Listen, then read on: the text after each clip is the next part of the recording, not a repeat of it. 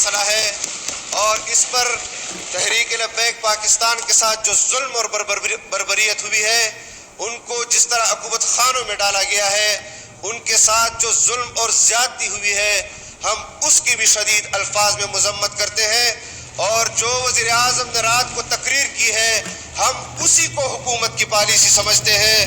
اس کے بعد جو رات کو پیش رفت ہوئی ہے، اس پیش رفت کے حوالے سے بھی پارلیمان کو آگاہ کیا جائے کہ ٹی ایل پی کے ساتھ اصل مذاکرات کس نے کیے ہیں، ان مذاکرات کے جو لوگ تھے ان کو بھی پارلیمنٹ میں اس کے نام پیش کیا جائے۔ پولیس کے حوالے سے جو ہمارے پولیس کے سپاہی حضرات، جو پولیس کے افسران اس مسئلے میں جان سے گئے ہیں، شہید ہوئے ہیں یا زخمی ہوئے ہیں، جتنے لوگ بھی اس مسئلے میں جن کا انتقال ہوا ہے، میں سمجھتا ہوں کہ حکومت اس کے ذمہ دار کا اعلان کرے کہ اس کی ذمہ داری صوبائی حکومت پر پڑتی ہے یا مرکزی حکومت پر پڑتی ہے، اس کو بھی اس کی نشاندہی بھی کی جائے۔ جناب اسپیکر، اس طرح آپ نے ہنگامی اجلاس بلایا، آپ نے ہنگامی اجلاس بلانا تھا تو آپ سے بھی میرا یہ گلہ بنتا ہے کہ آپ نے اتنی زحمت بھی نہیں کی کہ اپوزیشن کو اعتماد ملے، اپوزیشن کے پارلیمانی پارٹیوں سے آپ بات کریں، اپوزیشن کے ممبران سے آپ بات کریں۔ آپ نے ایک تو اجلاس بلایا اور پھر اپوزیشن مشاورت کر رہی تھی قرارداد کے حوالے سے کہ کسی کے پاس کوئی قرارداد ہے، کسی کے پاس متن ہے کہ حکومت کیا قرارداد پیش کرنے جا رہی ہے۔ حکومت مشاورت کر رہی تھی، آپ کی طرف سے اپوزیشن چیمبر میں پیغام آیا کہ اپوزیشن کی اگر کوئی بات ہے تو میرے چیمبر میں آ کر مجھ سے بات کرے۔ جناب اسپیکر، آپ حکومت کے اسپیکر نہیں ہیں، آپ اس ایوان کے اسپیکر ہیں۔ آپ کے اس طرز عمل پر مجھے اختلاف بھی ہے اور میں احتجاج بھی نوٹ کراتا ہوں کہ آپ کا یہ طرز عمل اس طرح کے اہم مسئلے میں ایک طرف جانبداری کا جو تاثر آپ کا آ رہا ہے اس کو آپ کو ختم کرنا ہوگا۔ ہم ماضی میں نہیں جانا چاہتے اور آج کا مسئلہ وہ اتنا حساس مسئلہ ہے کہ جو اس پارلیمنٹ کے اندر بیٹھے ہوئے ہر ممبر کی دل کی آواز ہے۔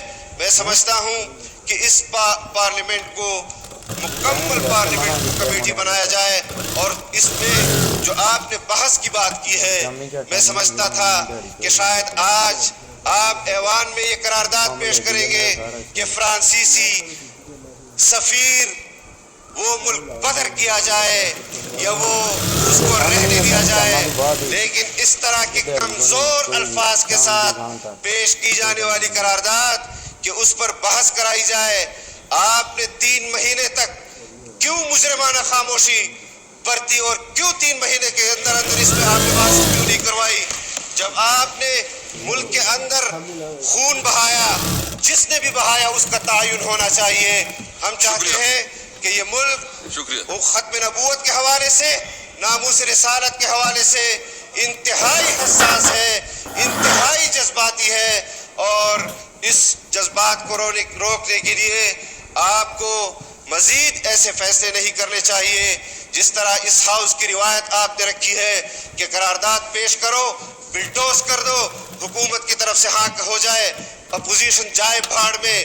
اگر آج آپ نے اس قرارداد پر اپوزیشن کو نظر انداز کیا، میں حلفاً کہتا ہوں کہ میں اپنے کلمے کی بنیاد پر جو میرا رشتہ ہے، میں اس رشتے کی بنیاد پر آپ کو اس پارلیمنٹ کو نہیں چلانے دوں گا، آج بھی نہیں چلانے دوں گا اور آئندہ بھی نہیں چلانے دوں گا۔ شکریہ۔ میں سمجھتا ہوں کہ حکومت کے پاس اس کے ہاتھ میں ہے یہ چیز کہ وہ اس مسئلے پر متفقہ قرارداد پیش لائے، اپوزیشن کے ساتھ بیٹھے اور ہم ذمہ دارانہ اپنا کردار اس حوالے سے ادا کریں گے۔ یہ مسئلہ صرف ٹی ایل پی کا نہیں ہے، یہ پوری امت کا مسئلہ ہے، یہ ہم سب کا مسئلہ ہے۔ میں آپ سے امید کرتا ہوں کہ عوام کے جذبات اور اس قومی اسمبلی کے اندر ممبران کے جذبات کا خیال آپ ضرور رکھیں گے. وآخر دعوانا. ایک تو یہ ہے کہ یہ ریزولوشن یہ پرائیویٹ ہے اور اس پہ آپ گورنمنٹ اور اپوزیشن جو بات کرنا چاہتے ہیں آپس پہ بات کریں, اس پہ ٹائم ملے گا. میں نور الحق قادری صاحب کو جو ہے نا نور الحق قادری صاحب یہ کر لیں, پھر اس کے بعد نور الحق قادری صاحب اس کے بعد آپ کر لیں. نور الحق قادری صاحب. نحمده ونصلي ونسلم على رسوله الكريم. اما بعد فاعوذ بالله من الشيطان الرجيم. بسم الله الرحمن الرحيم. اللهم صل وسلم وبارك على سيدنا ومولانا محمد عبدك ورسولك ونبيك وحبيبك الأمي وعلى آله وصحبه وبارك وسلم عليه. شکریہ جناب اسپیکر صاحب, مجھے اس اہم اور تاریخی اور ایمانی ایشو پر بات کرنے کا اور موقع